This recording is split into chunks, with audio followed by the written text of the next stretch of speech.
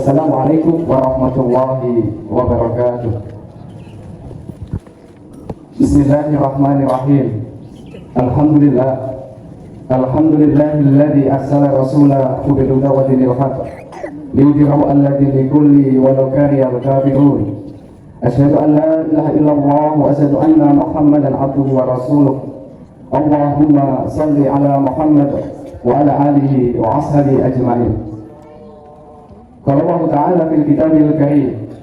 A'udzu billahi minasy syaithanir rajim. Bismillahirrahmanirrahim. Ya ayyuhalladzina amanu ittaqullaha haqqa tuqatih wa la tamutunna illa wa antum muslimun. Qala aidan Allahu waliyyul ladzina amanu yukhrijuhum minadh dhulumati ilan nur wal ladzina kafaru awliya'uhum at-taghut yukhrijunahum minan nuri ila dhulumat ulaika ashabun nar hum fiha khalidun. Allahu akbar, Allahu akbar, la ilaha illallah, Allahu akbar, walillahil hamd. Ma'asyiral muslimin, jamaah salat Idul Fitri yang dirahmati Allah.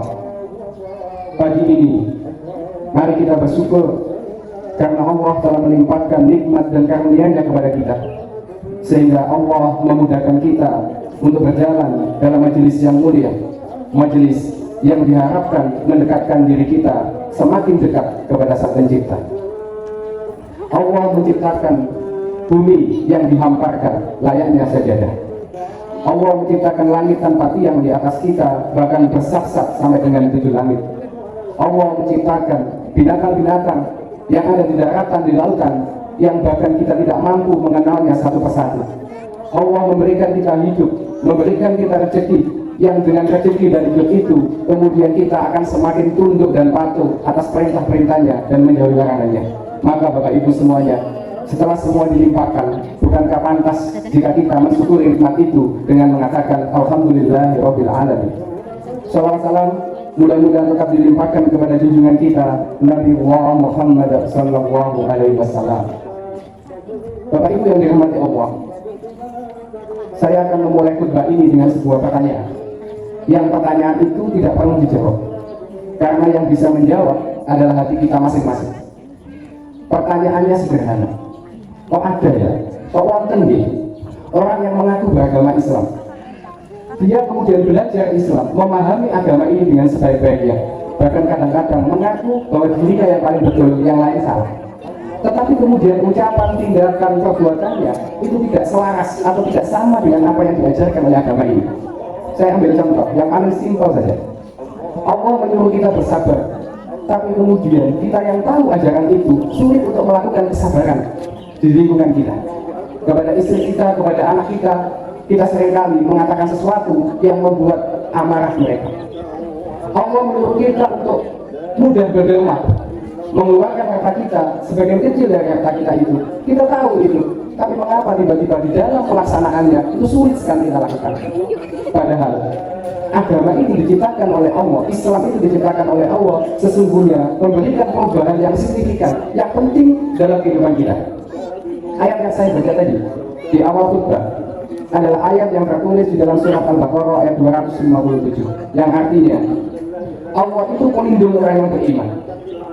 Dia mengeluarkan mereka dari kegelapan kepada cahaya, dan orang kafir itu pelindungnya adalah setan yang mengeluarkan mereka dari cahaya kepada kegelapan. Mereka itulah yang dilindungi setan, adalah penghuni neraka, mereka kekal di dalamnya. Agama itu apa? Di dalam konsep hiburan perusahaan masjid, yang dimaksud agama adalah petunjuk Allah yang diberikan kepada manusia melalui Rasulullah, yang isinya adalah Al-Quran dan Al-Hadis, yang tujuannya cuma dua: tercapainya kebahagiaan kita baik di dunia maupun di akhirat. Itulah agama. Maka menjadi hal yang sulit, bagaimana bisa kita mengaku beragama tapi hati kita tidak bahagia?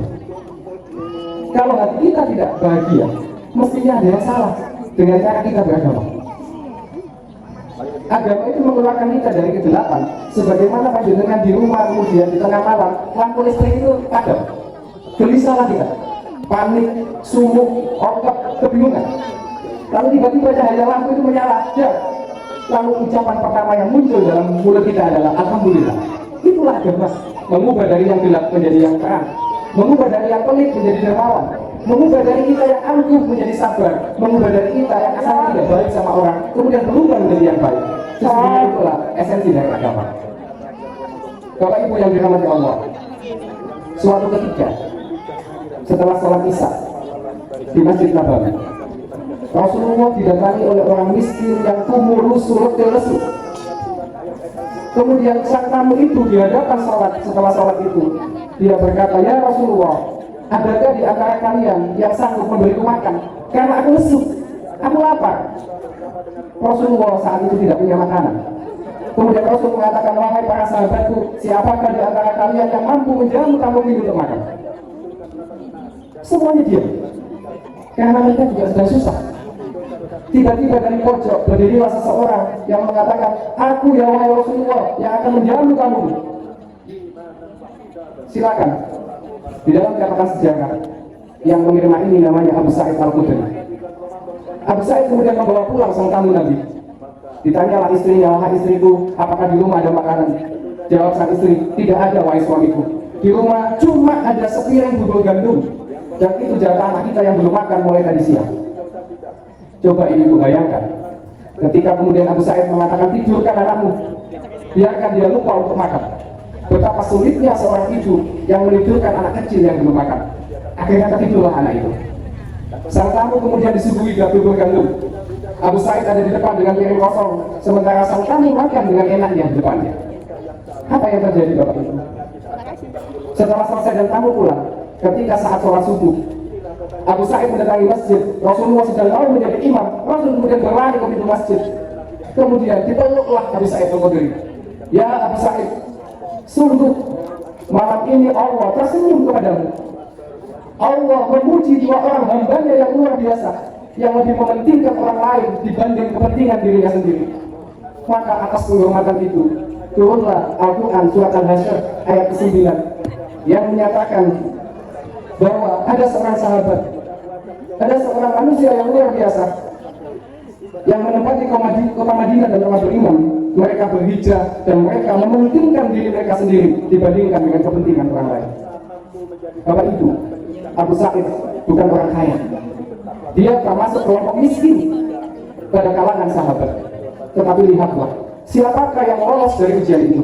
Ternyata yang lolos dari semua sahabat pada momen itu adalah orang paling miskin di antara para sahabat. Maka ketika kita punya niat untuk menginfakkan harta kita, jangan ditunda-tunda. Suatu ketika di dalam buku yang saya baca, bukunya berjudul Cerita Sufi Para Sahabat Tabi'in. Ada seorang syekh, dia berceramah di hadapan jamaah. "Wahai para jamaah sekalian, berinfak bersedekah itu bukan pekerjaan yang mudah. Itu pekerjaan sulit. Sebab pada saat engkau mengeluarkan hartamu, tangan kananmu akan diikat oleh setan, tangan kirimu akan diikat oleh setan, kaki kanan dan kaki kirimu juga akan digandoli sama setan." Tiba-tiba seorang jamaah mengatakan, "Wahai syekh, saya akan pulang. Di rumah ada satu karung gandum. Akan saya kalahkan setan-setan itu." Pulanglah jamaah itu untuk mengambil satu karung gandum. Diangkatlah gandum itu. Melangkahlah dia keluar pintu. Begitu mau melangkah, istrinya datang. "Wahai suamiku, apa yang kamu lakukan? Bukankah di rumah kita lagi susah? Di rumah sedang tidak ada makanan yang cukup untuk persediaan kita selama liburan ini." Sang suami kemudian memaksa untuk tetap berangkat. Maka terjadilah tarik-menarik dan tumpahlah gandum itu ke depan sungai di depan rumah. Habislah gandum itu. Maka kemudian sang suami datang ke masjid kembali. Bertemulah dengan jamaah dan syekh, jalannya sudah berbeda. Ketika pulang gagal, ketika berangkat sudah nyesek. Kemudian dia ditanya oleh syekh, "Mana sedekahmu yang kau janjikan?" Maka laki-laki itu menjawab, "Aku sudah berhasil mengalahkan setan itu, syekh. Tanganku sudah kuangkat, kakiku sudah kulangkahkan, tapi ternyata ibunya setan datang. Dia yang menghalangi aku untuk mengeluarkan sedekah itu." Maka ibu-ibu, jangan pernah menahan sang suami untuk menyerahkan harta yang dicintainya. Sebab nanti pada akhirnya itu akan memudahkan langkah panjenengan semua dalam satu keluarga kumpul di surga yang sama. Pada akhirnya puasa itu sesungguhnya sebagaimana kita tahu punya tujuan menjadikan kita hamba yang bertakwa. Hamba yang bertakwa itu tertulis dalam 13 ayat di dalam Al-Quran. Dan yang paling sering kita baca dan dengarkan ada di dalam Al-Quran surat Al-Imran ayat 134. A'udzubillahi minasyaitonir rajim. Bismillahirrahmanirrahim. Alladzina yunfiquna fis sarai wad dharai wal kadhimina al-ghaidha wal 'afina 'anil nas wallahu yuhibbul muhsinin. Orang yang bertakwa itu indikasinya adalah orang yang gampang mengeluarkan hartanya pada saat dia sempit maupun pada saat dia lapang. Ketika sempit, bisa jadi dia tidak mengeluarkan harta berupa uang atau barang, tapi senyuman kita, keramahan kita kepada orang lain itu menghadirkan infak yang bahkan lebih harta. Tapi pada saat ini agama mensyariatkan mengeluarkan harta itu tidak lebih dari sepertiga harta yang kita miliki, karena ada anak-anak dan istri yang akan kita tinggalkan. Itu agama mengatur dengan sangat baik. Maka sesungguhnya salah satu pesan puasa itu tidak sekedar menahan haus dan lapar, tetapi memiliki dampak sosial kepada masyarakat di sekitarnya, sebagaimana contoh yang saya berikan dalam kisah Abu Sa'id Al-Khudri tadi. Dalam hal beribadah, manusia itu dibagi dua. Ada orang yang abid, tetapi dia tidak berilmu. Tetapi ada orang yang alim dan menjalankan agama dengan sebaik-baiknya. Rasulullah mengatakan mereka ibarat bintang dan bulan. Agama itu as-surufin makhrifatullah. Kita akan bisa beribadah dengan baik jika kita mengerti tentang hakikat Allah, mengerti tentang ibadah, mengerti tentang Islam. Dan salah satu forum resmi pendidikan di dalam Islam adalah puasa di bulan Ramadan. Puasa adalah pembentukan karakter kita, bukan tidak sekedar makan dan minum. Laisa siyamun minal akli wal surbi. Puasa itu tidak sekedar minum, tetapi juga tidak mengumbar kalimat dalam berbicara, juga tidak menghabiskan waktu yang tidak bermanfaat serta membicarakan keburukan orang lain. Walakinna siyamun minal lawi wa rafat. Maka puasa ini adalah madrasah yang luar biasa bagi kelangsungan kehidupan kita di masa yang akan datang. Bapak Ibu, sebagai penutup khutbah, apa sih visi hidup kita itu? Tujuan kita hidup itu sebenarnya cuma ada tiga. Yang pertama, Rabbana atina fid dunya hasanah. Bagaimana kita hidup bahagia di dunia. Yang kedua, wa fil akhirati hasanah. Bagaimana kita hidup bahagia di akhirat. Dan yang ketiga, wa qina adzabannar. Bagaimana kita bisa terbebas dari api neraka. Untuk bisa melakukan tiga hal itu, untuk tercapainya tujuan itu, setidaknya ada dua hal yang harus kita bangun. Yang pertama adalah mari kita selalu bersyukur atas apa yang diberikan Allah kepada kita. Bisa jadi Bapak Ibu, hari ini panjenengan miskin, saya juga miskin. Tetapi dengan kemiskinan itu lebih memudahkan kedekatan kita kepada Allah. Bukankah banyak orang kaya yang kemudian lupa untuk apa dia diberi kaya? Bukankah ketika berinfak orang kaya kadang-kadang dikalahkan oleh kita yang miskin? Orang kaya yang punya uang 1 miliar, kemudian dia mampu berinfak 10 juta, itu tidak ada apa-apanya dengan kita yang punya uang 100 ribu, lalu infak 50 ribu. Karena Allah tidak hanya melihat kita, innamal amal dunia, tidak hanya itu, tapi innamal amal bil khawati. Bagaimana proses itu dibangun? Ketika panjenengan punya uang 100 juta, kemudian ada teman yang pinjam 1 juta, bisa jadi itu berat bagi kita. Tetapi ketika panjenengan punya uang 100 ribu, lalu ada teman yang pinjam 50 ribu, barangkali itu lebih mudah bagi kita, karena uang 50 ribu itu godaan yang lebih kecil daripada ketika kita punya uang yang banyak. Bisa jadi panjenengan tidak punya mobil, kemudian kita meminta berdoa, ya Allah berikan saya mobil, tapi Allah tidak mengabulkan itu karena Allah sayang kepada kita. Sebab kalau kita punya mobil, bisa jadi kita jarang ke masjid tapi tidak ke macet. Begitulah cara Allah bekerja dengan manajemennya. Selanjutnya yang kedua, bagaimana kita selalu berpositif, pikir positif atas segala apa yang ditetapkan oleh Allah. Ingatlah Bapak Ibu, Allah itu maha pengasih lagi maha penyayang. Orang kalau dikasih itu belum tentu disayang, tapi orang yang disayang Allah itu pasti dikasih. Kalaupun dia tidak dikasih Allah, itu pasti karena sayangnya kepada kita. Sebagaimana panjenengan punya anak kecil, sayang, tetapi minta mercon tidak dikasih. Itulah cara Allah bekerja. Dan akhirnya Bapak Ibu, ada sebuah hadis yang disampaikan oleh Uqbah bin Amir radhiyallahu anhu. Suatu ketika saya Uqbah bertemu dengan Nabi. Lalu saya pegang tangan Nabi. Lalu saya mengatakan kepada Rasulullah, ya Rasulullah, dengan apakah seorang mukmin dapat selamat? Lalu Nabi kemudian menjawab, ya Uqbah, akris lisanaka wa yasaka baituka wa bi ala qati'atika. Wahai Uqbah, jika kamu ingin selamat, yang kamu lakukan yang pertama adalah jagalah lidahmu. Jangan biarkan dia berkata sesuatu yang tidak penting. Hai Uqbah, kalau kau ingin selamat, hendaklah kamu merasa puas di dalam rumahmu, yaitu jangan suka keluar rumah tanpa kepentingan yang jelas, yang penting.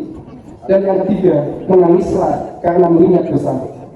Di lain kesempatan, Uqbah bertemu kembali dengan Nabi. Lalu dia berkata, wahai Nabi, bagaimana aku bisa melakukan amal-amalan yang utama? Lalu Nabi menjawab, ya Uqbah, silman qata'aka wa'ati man haramaka wa'ari amman dalamaka. Yang pertama, sambunglah hubungan kerabat yang akan memutuskan hubungan kepadamu. Kemudian berilah kepada orang yang menolakmu, yang tidak pernah memberi sesuatu kepadamu. Dan yang paling penting, maafkan, abaikan orang yang menganiaya kamu. Bapak Ibu, para jamaah yang dirahmati Allah, kiranya ini yang bisa saya sampaikan. Kemudian pesan saya hari ini, begitu sampai di rumah, mintalah maaf kepada orang-orang tua kita. Karena sadar atau tidak, seringkali kita menganggap mereka lainnya pembantu kita, yang membantu mengerjakan apa-apa yang seharusnya menjadi pekerjaan kita. Jika ketemu dengan orang tua kita, dengan cukup diberikan senyuman dan pelukan, kasih mereka uang. Kalau panjenengan punya rezeki banyak uang, kasih uang mereka.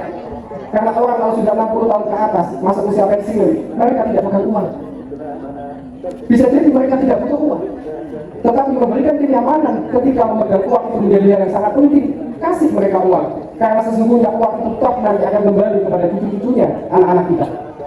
Kita doakan orang tua kita, semoga Allah memasukkan ke dalam surga. Allah memberikan maaf atas apa yang telah dibuat mereka. Dan kita berdoa, semoga kita semua dimasukkan Allah di dalam surga yang sama, mengabdi kepada orang tua kita di sana, dan kumpul dalam kondisi keluarga bersama-sama, serta kita mati dalam keadaan husnul khatimah. Mari kita berdoa, semoga Allah mengijabahi doa-doa kita. Semoga Allah memberikan kita kesehatan. Semoga Allah menerima amalan-amalan kita di bulan Ramadan. Semoga Allah memaafkan dosa-dosa kita dan memperjumpakan kembali kita di bulan Ramadan yang tahun akan datang. Dan sebagai kunci, mudah-mudahan Allah menempatkan kita di tempat yang mulia, surga Firdaus atau surga Adil. Allahumma salli wa sallim wa barik ala Muhammad walhamdulillahi rabbil alamin. Allahumma inni as'aluka ilman nafi'a wa rizqan thayyiban wa amalan mutaqabbala.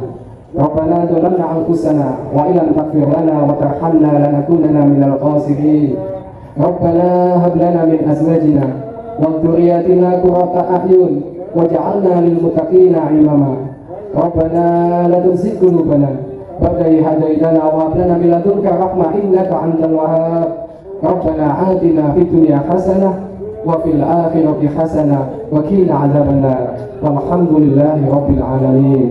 Bapak Ibu yang dirahmati Allah, kurang lebihnya mohon maaf jika ada sesuatu yang kurang berkenan. Sekali lagi di hari yang fitri ini saya mengucapkan taqabbalallahu minna wa minkum taqabbal karim. Wassalamualaikum warahmatullahi wabarakatuh. Allahu akbar, Allahu akbar.